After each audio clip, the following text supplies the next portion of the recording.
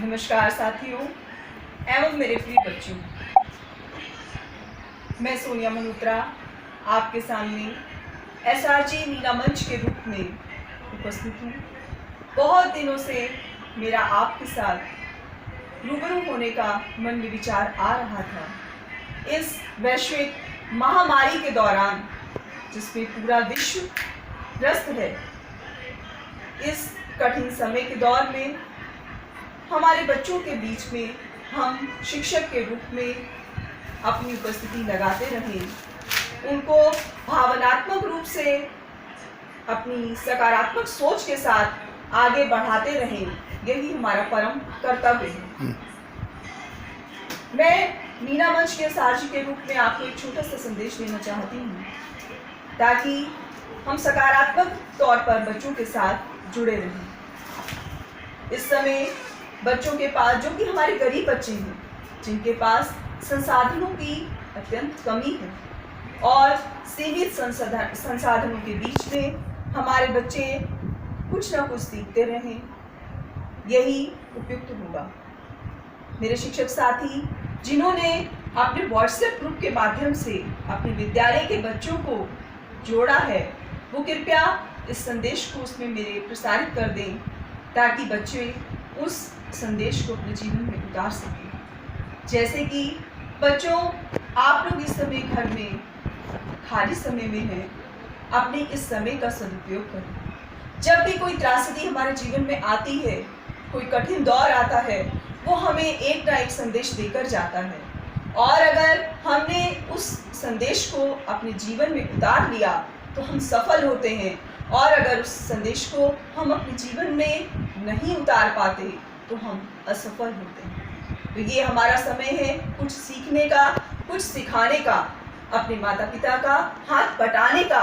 इसलिए हमारा आपसे यही निवेदन है मेरे प्यारे बच्चों, ताकि आप अपने माता पिता का आत्मबल बनाए रखें, उनके साथ जुड़े रहें और अपना सीखने और सिखाने की परंपरा को कभी भी टूटने ना दें। जैसे कि बालिकाएं मीना मंच की हर बार इस समय का सदुपयोग कर सकती हैं। सिलाई, कढ़ाई, बुनाई, पाक कला, मेहंदी, रंगोली, चित्रकला, और लड़के बीजों की जानकारी लेकर, कृषि की जानकारी प्राप्त करके टोकरी बनाना, लिफाफा बनाना, इस प्रकार के छोटे छोटे लघु उद्योगों को सीखकर अपने जीवन को एक नया आयाम दे सकते हैं। इस त्रासदी के दौर पर क्या हम ये आगे कल्पना कर पाएंगे कि हम अपनी जीवन की रोटी को, 2 जून की रोटी को